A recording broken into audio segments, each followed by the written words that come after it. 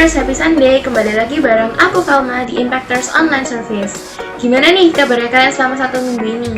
Gak kerasa ya, hari ini udah hari terakhir di bulan Februari dan besok kita bakal masuk ke bulan Maret.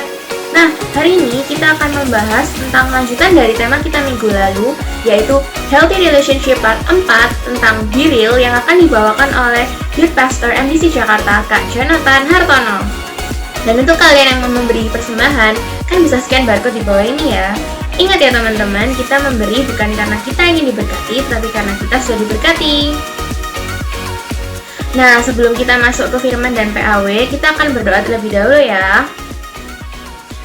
Tuhan, terima kasih untuk penyertaan-Mu ya Tuhan, sehingga hari ini kami dapat kembali mengikuti online service ya Tuhan. Engkau yang tuntun dan sertai kami ya Tuhan untuk mengikuti online service ini ya Tuhan, sehingga kami dapat semakin mempelajari apa yang Engkau inginkan dalam hidup kami ya Tuhan. Engkau juga yang ampuni ya Tuhan setiap kesalahan dan dosa yang masih kami lakukan ya Tuhan. Dan Engkau yang juga bimbing dan sertai kehidupan kami ya Tuhan. Terima kasih Tuhan, dalam nama-Mu kami berdoa. Amin. Enjoy the presence of God, Impactors!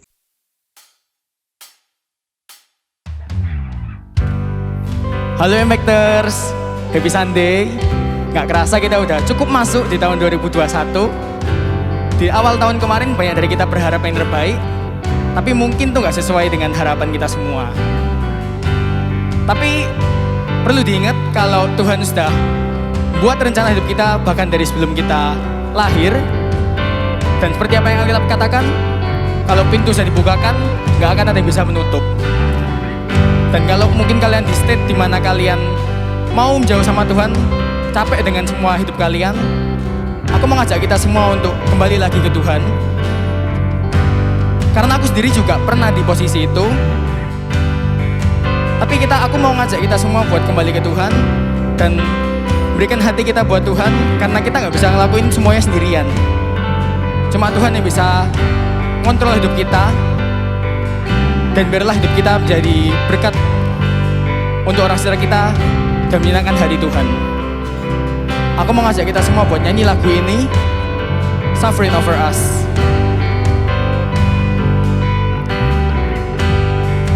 There is strength within the sorrow. There is beauty in our tears. There is beauty in our tears. And you meet us in our morning. And you meet us in our morning. With a love that casts out fear. With a love that casts out fear. You are working in our waiting. You are working in our waiting. You're sanctifying us. You're sanctifying us. When beyond our understanding, you're teaching us to trust. You're teaching us to trust your plans. Your plans are still to prosper. You have not forgotten us. You're with us in the fire and the flood. You're faithful. You're faithful forever, perfect in love. You are sovereign over us.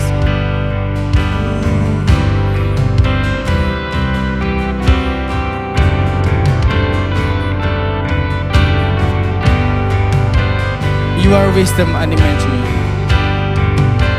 You are wisdom unimagined.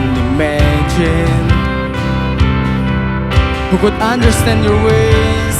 Understand your ways. Reigning high above the heaven. Reigning high above the heaven. Reaching down in endless grace. Reaching down in endless grace. You're the lifter of the lowly. You're the lifter of the lowly. Compassionate and kind. Compassionate and kind. You surround and you uphold me. You surround and you uphold me. Your promises are my delight. and your promises are my delight. Your plans are still to prosper, you have not forgotten us. You're with us in the fire and the flood. You're faithful, Lord, you're faithful forever. Perfect in love, you are sovereign over your plans are still to prosper. You have not forgotten us. You're with us in the fire and the flood. You're faithful, Lord, you're faithful forever. Perfect in love, you are sovereign over us.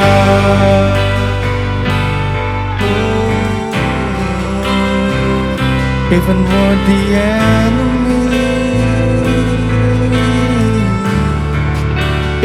enemy,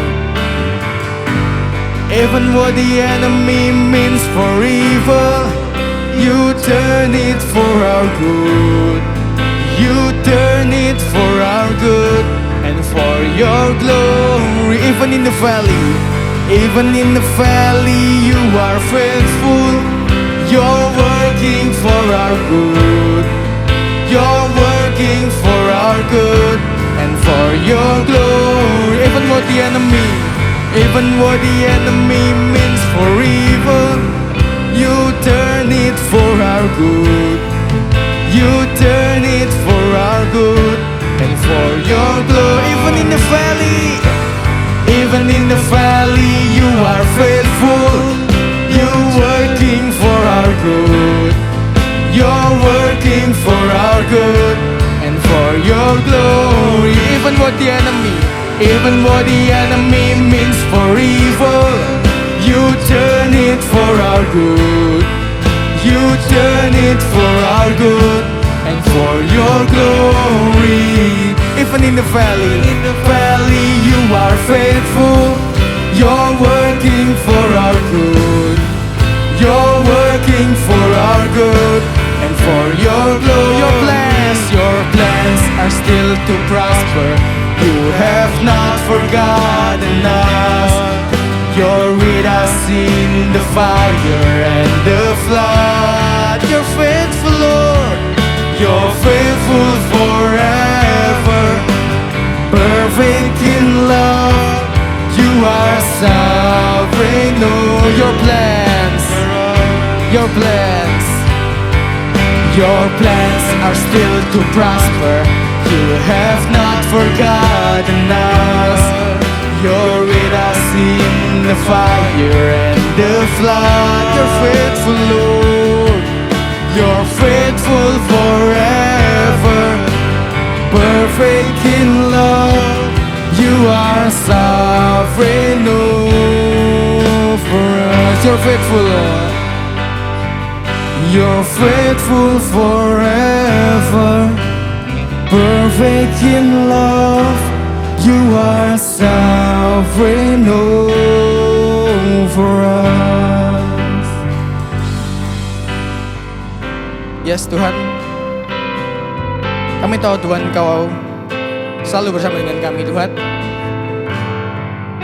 Apapun posisi kami sekarang Tuhan, kami tahu Tuhan Kau yang megang rencana hidup kami Tuhan. Kau yang sudah menyiapkan semuanya bahkan dari sebelum kami lahir Tuhan. Ajarkan kami Tuhan untuk selalu menyerahkan semuanya pada Engkau Tuhan, selalu berserah pada Engkau Tuhan. Berikan seluruh hati kami, hidup kami Tuhan untuk Engkau Tuhan. Dan kalau sekarang kami mau mendengarkan firman-Mu Tuhan, Engkau siapkan hati kami Tuhan, supaya kami bisa fokus Tuhan mendengarkan firman-Mu Tuhan.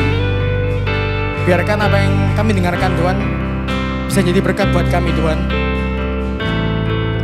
dan menjadi buah buat orang-orang sekitar kami Tuhan. Sertai hamba-Mu juga Tuhan yang akan berbicara Tuhan.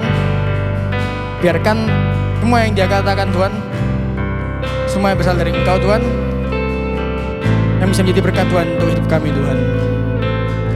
Dan kami menyerahkan semuanya dalam tangan-Mu Tuhan. Dalam nama Tuhan Yesus kami berdoa. Amin.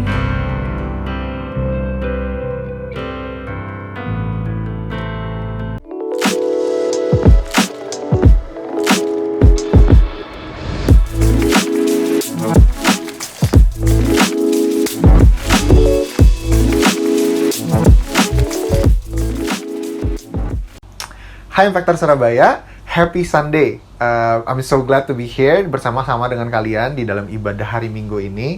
Aku Jonathan Hartono, Youth Pastor dari MDC Jakarta, dikasih kepercayaan sama Ko VJ untuk bisa sharing hari ini tentang Healthy Relationships Part 4. So, anyway, sebelum kita masuk ke dalam firman-Nya, yuk kita berdoa. Bapa, kami mengucap syukur Tuhan, hari ini kami bisa dapat kesempatan, a privilege Tuhan, untuk bisa mendengarkan firman Tuhan. Aku berdoa Roh Kudus-Mu hari ini Tuhan yang membukakan hati setiap kami Tuhan, supaya kami bisa mendengar, mengerti Tuhan, dan melakukan firman-Mu. Dan kami tahu Tuhan, di saat kami bisa memegang teguh firman kebenaran-Mu ini Tuhan, kami bisa dibebaskan dan kami bisa hidup dengan penuh kemenangan. Terima kasih Bapa, di dalam nama Tuhan Yesus kami berdoa. Amin. So, adik-adik, hari ini kita lagi mau lanjutin lagi tentang healthy relationships. Dan specifically kita lagi mau ngomongin tentang being real and divine awareness. Atau artinya gimana caranya melanjutkan conversation yang lalu untuk bisa membangun disiplin-disiplin yang bisa menjaga hidup kita tetap kudus, tetap berkenan di hadapan Tuhan. Ya kan? So hari ini kita specifically mau ngomong tentang satu tokoh, yaitu Yusuf. Nah, seperti kalian tahu, Yusuf ini kisahnya menarik banget. Waktu dia dari masa mudanya, dia pernah dibuang sama saudara-saudaranya. Bayangin dibuang bukan cuma dibuang, dijual jadi budak sama saudara-saudaranya ke tanah Mesir, gitu kan. Jadi kita tahu di akhir ceritanya Yusuf bilang, oh ternyata kalau aku dibuang itu sebenarnya memang maksud dan tujuan Tuhan atas hidupku, gitu. Jadi nggak usah salahin dirimu sendiri. Nah ternyata proses hidupnya ini yang penuh lika-liku ini adalah proses Yusuf berjalan di dalam panggilan Tuhan. Nah kita tahu di dalam proses Yusuf ada di dalam panggilan Tuhan ini untuk bisa menyelamatkan dunia dari kelaparan ya. Itu ada momennya di mana dia harus dijual. Abis itu selama dia menjadi budak, diasah skillnya sama Tuhan, ya kan, di rumah Potifar menjadi budak. Dari budak terendah dia dikasih kepercayaan dan dia lakukan dengan excellent sampai menjadi budak kepercayaannya Potifar. Di satu titik di masa jayanya ini, Yusuf ini sampai dikasih kunci kekuasaan istilahnya sama semua yang terjadi di rumahnya Potifar. Apapun hartanya dia, si Yusuf ini bebas untuk manage. Nah, di tengah kejayaannya ini, tiba-tiba datang satu godaan, temptation. Kita harus tahu, kita harus ngerti teman-teman. Sebagai anak-anak Tuhan, sebagai orang-orang yang dipanggil keluar dari kerajaan kegelapan kepada kerajaan terang, kita hidupnya pasti akan mengalami godaan. Pasti kita akan ngalamin temptation. Pasti iblis dengan rencananya yang jahat pingin kita untuk jatuh, pingin kita untuk mess up.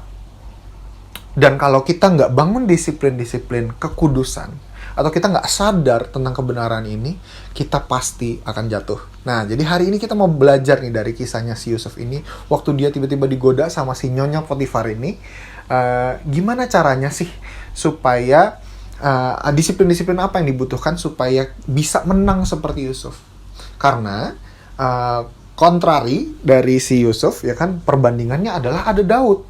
Daud juga mengalami di dalam panggilan hidupnya sebagai raja, ya kan, mengalami godaan. Waktu itu dia pernah ngintip seseorang mandi dan akhirnya jatuh ke dalam dosa.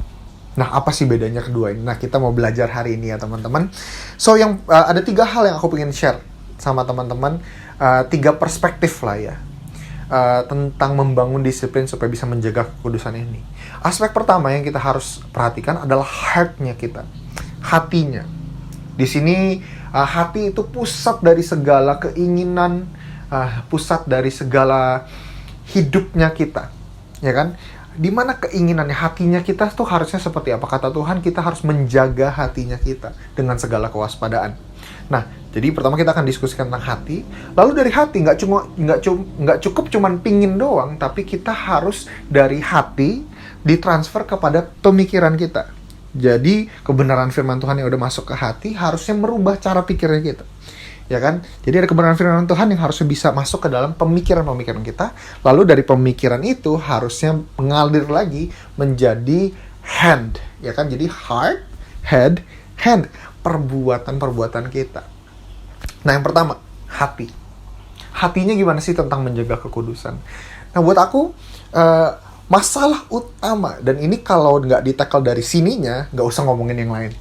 Oke? So, hatinya dulu yang kita harus berubah. Karena Yesus datang untuk memperbaharui hati kita. Waktu dia bilang, kita bisa menjadi manusia yang baru di dalam dia, ya kan? Kita bisa lahir baru, kita harus lahir baru di saat kita percaya sama Tuhan. Dia lagi memperbaharui hati kita.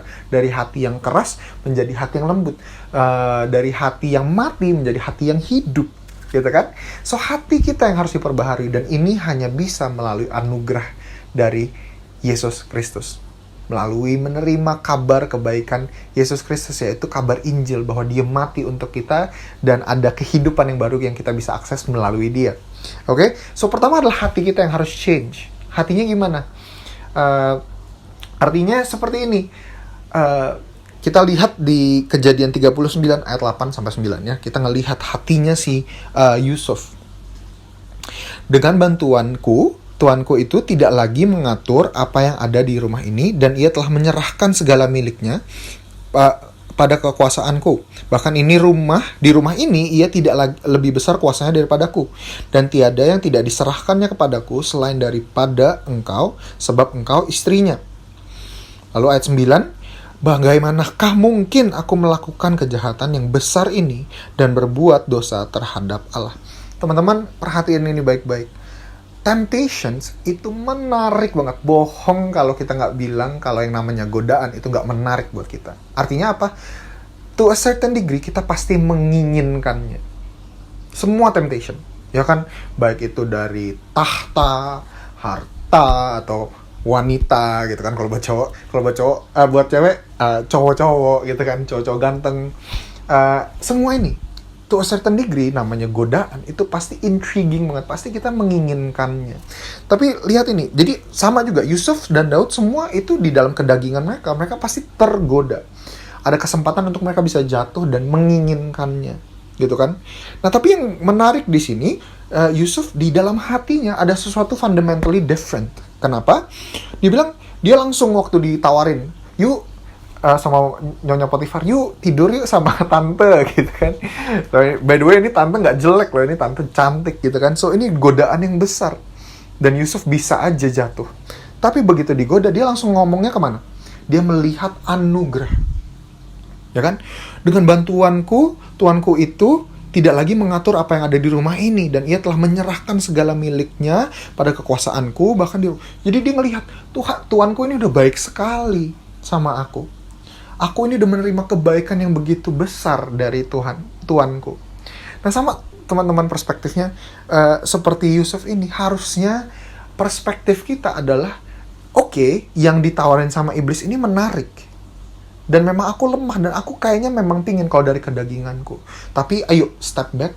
Kalau aku ngelihat gambar besarnya, kalau aku ngelihat anugerahnya, ada sesuatu yang jauh lebih valuable yang harusnya aku ingini lebih lagi, yaitu anugerahnya Tuhan. So Yusuf ini menarik banget. Dia bilang, bagaimanakah aku mungkin bisa melakukan kejahatan yang besar sedangkan aku udah menerima kebaikan yang begitu besar. So buat dia jauh lebih tinggi nilainya anugerah si tuannya itu daripada godaan yang ada. Karena ujung-ujungnya gimana caranya kita bisa mengalahkan godaan adalah kita harus melihat kalau kekudusan itu lebih tinggi nilainya daripada dosa yang disodorkan sama iblis. Yesus juga digodain 3 kali, tahta harta, ya kan? Dan dia bisa melihat kalau ada sesuatu yang lebih indah daripada yang ditawarkan. Nah, ini penting banget di dalam hati kita. Kita harus mencintai kekudusan. Dan ini hanya datangnya di saat kita punya hubungan yang sejati sama Yesus.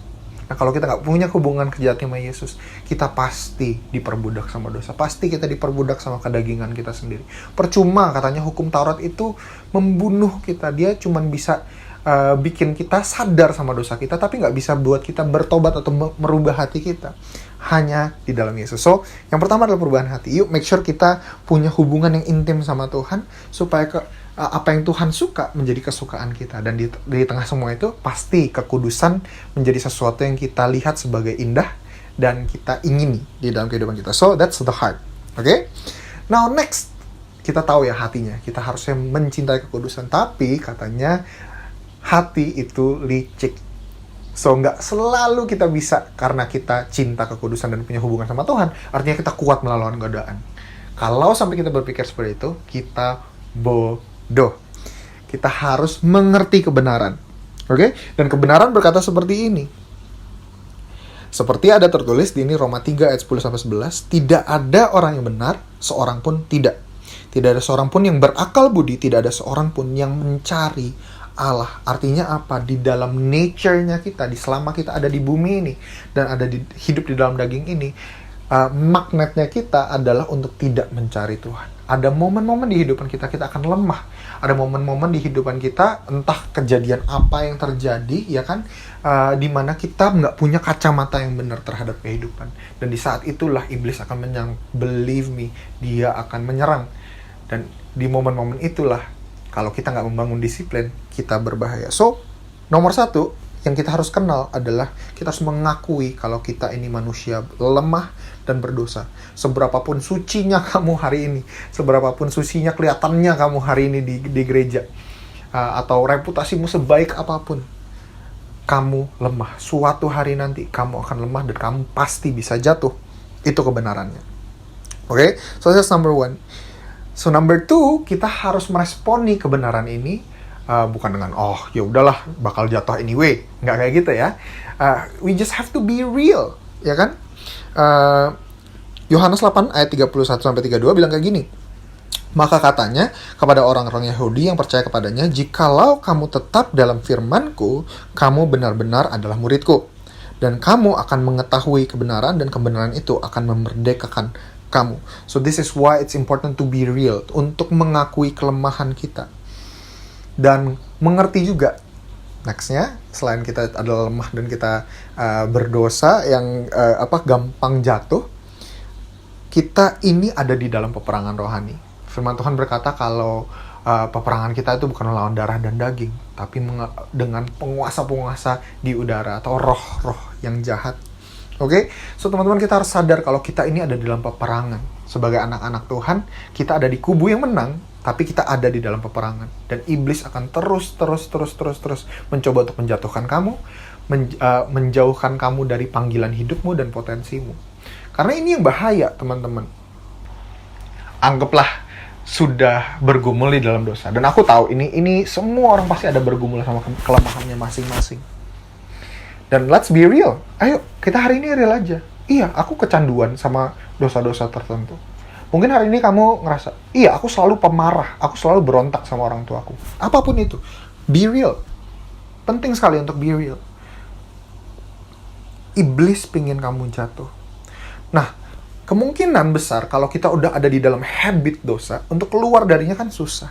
Dan butuh perubahan cara pandang. Perubahan yang bisa dikenali melalui firman Tuhan. Nah, aku mau sharing sama teman-teman hari ini. Ada satu pepatah bilang kayak gini. The higher they rise, the harder they fall.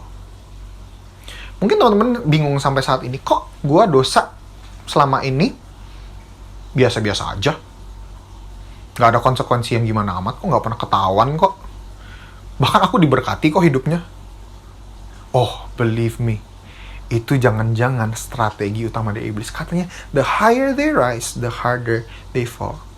Jangan-jangan teman-teman, ini yang aku takutin. Buat kita sebagai teman, orang-orang yang punya panggilan di dalam hidup Tuhan. Sebagai anak-anak Tuhan, jangan-jangan iblis ngambil satu ruangan kecil aja di dalam hatinya kita, dan dia perangkap kita di dalam satu dosa. Dan dosa kecil ini yang mungkin kamu umpetin di ujung, dan kamu nyaman di dalamnya, dan kamu biarin itu ada di situ, ada di kloset terdalam di dalam hatinya kamu, ya kan? Tapi seiring terus, abis itu masih terus aja sukses hidupnya, berjalan kampus, melakukan panggilan Tuhan, jadi WL, jadi pendeta, jadi pengkhotbah terkenal. Tapi dosa yang kecil yang di kloset ini iblis gunakan, karena dosa yang kecil nggak akan kecil selamanya. dosa yang kecil akan bertambah besar, bertambah besar, bertambah besar. Dan ini strategi iblis. The higher they rise, the harder they fall. Di saat kamu ada di dalam momen-momen kritikal di dalam kehidupan kamu, disitulah godaan besarnya dia hajar. Dan karena ada dosa yang kecil yang kamu pelihara selama ini, yang udah menggenggam hati kamu, godaan besar ini akhirnya ngebabat kamu. Dan kamu suatu saat nanti mungkin ketahuan dan jatuh. Jatuhnya lebih sakit. Makanya penting banget dari masa muda kita memelihara. Ada habit-habit tentang kekudusan yang kita perlu punyai. Jaga kekudusan kita dari masa mudanya kita. Supaya nanti waktu kita tinggi di atas sana, kita punya karakter, kita punya value. Yaitu value apa? Kekudusan.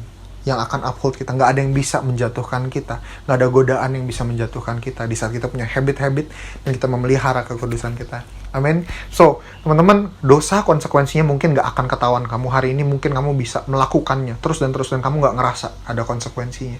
Tapi dosa justru konsekuensinya terbesarnya mungkin nggak akan datang hari ini. Ya kan? Mungkin nggak ngerasa kamu di kehidupanmu pribadi. Tapi percayalah, down the road, kamu akan reap the consequences. Itulah bahayanya dosa. Dan di saat dosa itu menghancurkan, itu meledak ya, itu akan menghancurkan hubungan, itu akan menghancurkan reputasi baik kamu secara pribadi, ataupun organisasi yang kamu wakili, ataupun juga gereja Tuhan. So, yuk jaga kekudusan. Nah, berat banget ya. Ini hatiku. Karena banyak terakhir-terakhir ini ada skandal-skandal beberapa hamba Tuhan terkenal. Ketahuan ternyata mereka hidupnya nggak kudus. Dan itu sangat melukai kerajaan Tuhan. Yuk kita jadi generasi yang berdiri teguh di dalam kekudusan. Amin.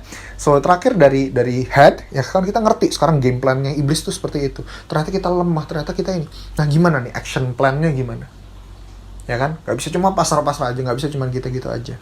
Sama seperti Yusuf. Kejadian 39 ayat 12. Lalu perempuan itu memegang baju Yusuf sambil berkata, "Marilah tidur dengan aku." Godaannya datang. Tetapi ini responnya Yusuf, ini action plan-nya. Yusuf meninggalkan bajunya di tangan perempuan itu dan lari keluar. Lari, highlight itu, lari. So yang lucu adalah kadang-kadang kita sadar kalau kita lemah sama hal, iya nih kak, aku lemahnya di cewek kak. Aku lemahnya di ini kak, gampang marah kak, gitu kan. Kalau lagi ngadepin orang tua kak, gitu kan. Atau apalah, kamu tahu kelemahanmu sendiri. Aku jamin lah itu, ya kan? So let's be real today. Kamu lari dari kelemahan kamu. Lah, sering banget ya karena kita suka. Biasa kan lemah artinya kita melihat itu sebagai sesuatu yang kita ingini ya. Misalnya kita sukanya lemahnya di lawan jenis misalnya gitu kan. Ya kita play with fire gitu. Seberapa dekatnya aku bisa sama dosa ya tanpa aku jatuh. Nah, itu tuh yang nggak boleh. You don't play with fire. Nggak, kamu cari sedekat apa? Kak, boleh nggak kalau pegangan tangan boleh nggak? Kalau aku kayak gini boleh nggak? Kalau ini boleh nggak? Ya kan? Kadang-kadang mindset kita adalah sedekat mungkin sama dosa tanpa menjadi dosa. No, itu namanya playing with fire. Kalau kita ikutin disiplinnya si Yusuf ini, gimana cara kita bisa hidup kudus dan tetap ada di dalam penjagaan firman Tuhan atau dalam kekudusan, ya kita harus lari dari segala cobaan yang kita lemah, gitu kan. So, kalau kamu lemah terhadap lawan jenis, kamu lari darinya. Kalau mungkin HP-mu membuat kamu jatuh, ya kan. Kalau kamu tahu kalau malam-malam main HP sebelum tidur itu kamu tergoda untuk nonton yang enggak-enggak, misalnya kayak gitu. Ya kamu lari darinya. Jangan biarin HP itu menjadi batu sandunganmu. Kamu lari, kamu set satu standar, kamu lari dari godaannya. So, coba be real. Apa kelemahan kamu? Dan gimana cara kamu bisa set boundary supaya kamu lari darinya? Menjauhkan diri, bukan mendekatkan. Oke? Dan yang kedua, action plan-nya adalah karena kita lemah. Ya kan? Karena kita lemah, kita butuh komunitas. Makanya kita ada di gereja. Makanya ada kakak-kakak pembimbing. Ya kan? Kita butuh komunitas. Kita harus terbuka sama komunitas kita. Aku lemahnya di sini loh. Dan aku takut kalau aku nggak dikontrol, kalau aku nggak jagain, kalau kamu nggak jagain aku bakal jatuh di dalamnya. Dan aku nggak mau jatuh. Itu yang harusnya menjadi mindset kita. Dan kita saling jaga. Aku pernah dengar ibarat seperti ini. Semakin besar kapal pesiar atau kapal apapun lah yang ada di laut, semakin banyak jangkar yang dibutuhkan untuk bisa jaga dia untuk tidak goyang. Sama. Teman-temanmu, komunitasmu yang cinta Tuhan, yang jagain kamu, yang bilang, hey itu salah, kamu jangan kayak gitu dong. Yang bilang, itu dosa. Kadang-kadang ini rasanya pahit, tapi itulah jangkar-jangkarnya kita. Dan percayalah, panggilan Tuhan akan membawa kamu ke tempat-tempat yang tinggi. Tapi kalau kamu jangkarnya lemah, kamu gak punya komunitas, kamu gak punya accountability partner, jatuhnya akan semakin cepat. Semakin kamu besar, semakin banyak jangkarnya bahkan yang dibutuhkan. So cari teman-teman, cari komunitas dan bilang, hey, hold me accountable. Aku lemah di sini, aku sering jatuh di sini. Bantuin dong aku supaya aku bisa berubah. Itulah gunanya komunitas. So inilah disiplin. Ada 2 dong, ujung-ujungnya 2. Yang pertama adalah lari dari cobaan. Jangan dekatkan diri kamu kepada cobaan, tapi lari darinya. So, set distance, set boundaries. Kamu yang paling tahu diri kamu sendiri. Gak usah agamawi gitu kan. Gak usah datangnya dari pendeta. No, kamu yang tahu. Set boundaries. Kalau kamu benar hatimu adalah, aku pencintai kudus, aku gak mau jatuh. Kamu cari boundaries yang cocok buat kamu. Lalu yang kedua adalah terbuka sama komunitas dan saling menjaga. Amin. So, I hope this is a blessing. Yuk kita tutup dalam doa. Bapak, kami mengucap syukur Tuhan, kalau kami diingatkan hari ini, kami punya panggilan yang besar. Kami sebagai anak-anak Tuhan, kami tahu Tuhan kalau si iblis Tuhan, yang jahat akan terus menyerang kami untuk bisa menjatuhkan kami dari panggilannya Tuhan, dari rancangan-rancangannya Tuhan. Karena itu hari ini Tuhan, kami mau ambil satu komitmen Tuhan, untuk mendisiplinkan diri kami, untuk ingat lagi Tuhan kalau Engkau itu jauh lebih indah Tuhan dari segala dosa yang ditawarkan sama dunia. Dan karena itu Tuhan, kami mau menjaga kekudusan kami. Ajar kami Tuhan untuk bisa lari dari cobaan, dan juga untuk bisa menemukan komunitas yang bisa membantu kami Tuhan untuk terus anchored Tuhan di dalam kekudusan. Terima kasih Bapak, di dalam nama Tuhan Yesus kami berdoa. Amin. Gimana nih firmannya hari ini?